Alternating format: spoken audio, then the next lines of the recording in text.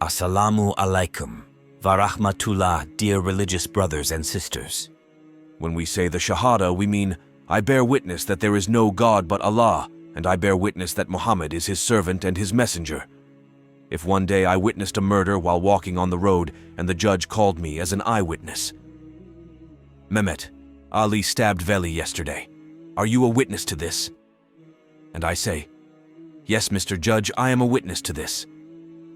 In other words, I want to say, yes, I saw this incident. That is why I am testifying. So bearing witness means that I witness it with my 5 senses. So if we go back to the word of testimony that we have just witnessed, if we say, are you a witness that Allah is one and that Prophet Muhammad is his servant and messenger, and you say, yes, I am a witness. What have you seen that makes you a witness? If we cannot bear witness to the existence and oneness of Allah in this way, we will live a life that is constantly plagued by doubts and the question patterns that will follow. If Allah created the whole universe, who created Allah? To be created means to come into being. That is, a thing must not exist before it is created. And to be created means that the thing needs a power to bring it into existence. Now let's consider this table lamp as the sun. We know that the light from this remote control is also from the sun. If someone asks, where does the light in this remote control reflect from? Of course, we say it reflects from the sun. And if someone asks, where does the light in this mouse come from? Of course, we say it comes from the sun. And if you keep on asking, why, when I ask you, you say, this light is reflected from the sun, but where is the light in the sun reflected from? And the brain runs out of there. The sun is the source of light, and the light in it is from itself. Asking a question like, how is the light reflected in the sun? From where is the light reflected in the sun? Is a complete logical error.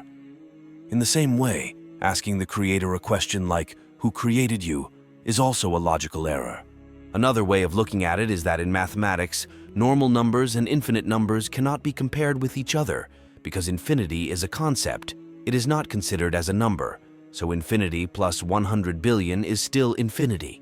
Infinity minus 305, that's still infinity. How is the concept of infinite and the concept of number different? You are making a big mistake by comparing the creator, the artist, and the creative arts. Does a carpenter resemble a table he has made? No. Does a contractor look like a building? No. Does it resemble a decor made by a blacksmith? No. Of course, Allah will not resemble us, the beings, the creatures He created. This question is a logical error in itself, because the one who is the creator cannot be expected to create. Now we need to look at the issue from this point of view. The late Sayyid Nursi says, he who did not invent spring cannot invent an apple. Let's see, what is needed for an apple to exist? For an apple to exist, it needs atoms, elements, minerals, apple acid to protect the liver. It needs dicarbonate ion to facilitate digestion. It needs soil, along with the spiritual factories needed for the entire production of apples. We need the sun, and we need a sun that does not disturb its position and periodic movements. The Earth needs to revolve around itself at a speed of 1,670 kilometers, and around the sun at a speed of 108,000 kilometers, and during this rotation, it must not disturb the orbit of 4,000 stars in the Milky Way galaxy alone. So you can understand that this story could go on and on. For an apple to be created, it has to be able to exist without disturbing the functioning of the entire universe. So the whole universe has to exist for an apple to be an apple. For a pear, the whole universe has to be created. The whole universe has to be created for an orangutan. The whole universe has to be created for a human being. So does it need the whole universe for an apple? Yes. So the one who is in need of something is in need of the whole universe. So if you need an apple, if you can't do without it, if the apple can't do without the whole universe, if you need an apple, it means you need the whole existence, the whole universe. If a human being needs a sip of water, and for that sip of water to exist, the whole universe has to exist, then the one who needs something must need the whole universe. Then we have to say that if an apple needs the whole universe, and there is an apple now, it means that all its needs are met. Then the one who cannot fulfill the need of everything, that is, the whole universe, cannot fulfill the need of one thing. Because in order to fulfill the need of the apple, it has to fulfill the need of the whole universe. So let us ask the apple and the human being, are all your needs met? Yes, they are met.